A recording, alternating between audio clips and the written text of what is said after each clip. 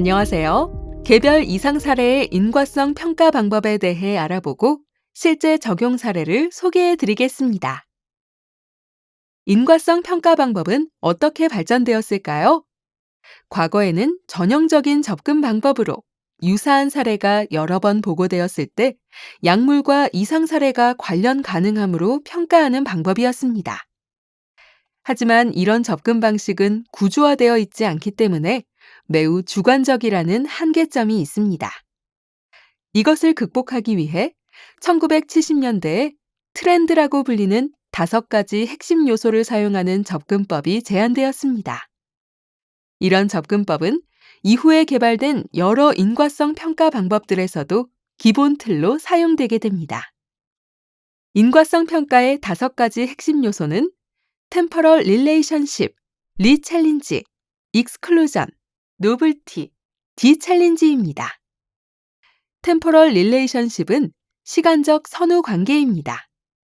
이상 사례가 약물을 투여한 후에 발생했는지를 확인하는 요소입니다. 리챌린지는 재투여 시 결과입니다. 약을 재투여했을 때 동일한 이상 사례가 발생했다면 관련성을 배제할 수 없습니다. 익스클루전은 약물 이외에 이상 사례의 원인이 될 수 있는 요인입니다. 예를 들어서 환자의 기저질환이나 관심 대상 약물이 아닌 그 외 병용한 약물이 이상 사례 발생의 원인일 수 있습니다. 노블티는 관련성을 지지하는 다른 자료입니다. 이전 유사 사례의 보고 여부와 다른 자료원을 확인하는 요소입니다. 디챌린지는 투여 중단의 결과입니다. 의심되는 약물 복용을 중단한 후에 이상 사례가 호전되었는지, 지속되었는지 확인하는 요소입니다. 이런 기본 틀을 바탕으로 다양한 인과성 평가 방법들이 개발되어 왔고, 그중 가장 널리 사용되는 도구는 WHO UMC 인과성 카테고리입니다. WHO UMC 카테고리는 확실함, 상당히 확실함, 가능함, 가능성 적음, 평가 곤란, 평가 불가, 6개의 인과성 용어를 사용합니다. 확실함은 전후 관계가 타당하고 다른 요인으로 설명되지 않으며 약물 투여를 중단했을 때 반응이 임상적으로 타당하고 재투여 결과가 결정적인 경우입니다.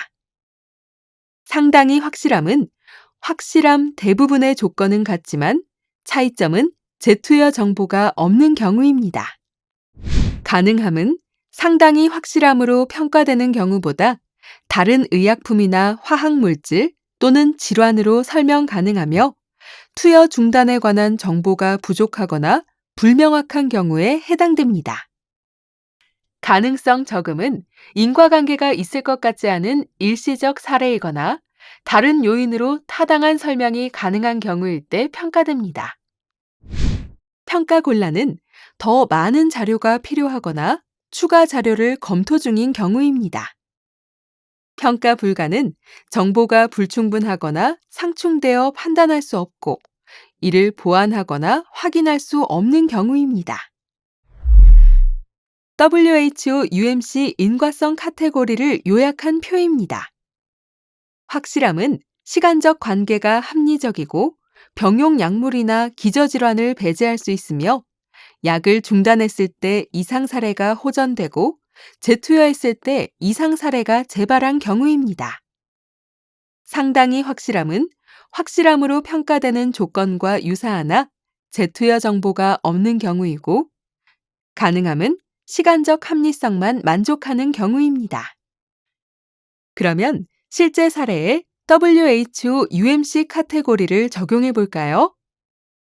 급성 림프구성 백혈병을 진단받은 3세 남자아이가 치료를 위해 빈크리스틴, 메토트렉세이트, L-아스파라기나제를 투여했습니다. 그 후에 걷다가 자주 주저앉는 증상이 나타났고 다초점성 신경병증 소견을 받았습니다.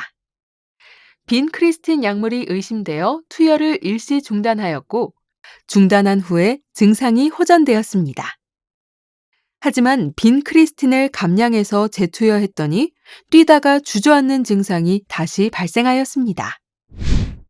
이 사례에 WHO UMC 인과성 평가 도구를 적용하여 빈 크리스틴과 말초 신경병증의 인과성을 평가해 보겠습니다.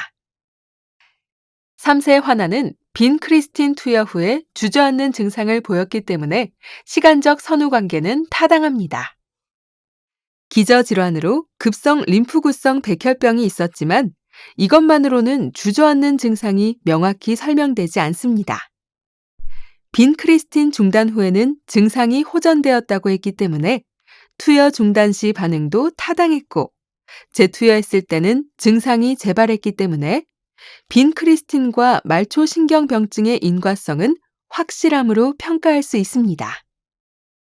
지금까지 인과성 평가 방법 및 사례에 대해 설명드렸습니다. 감사합니다.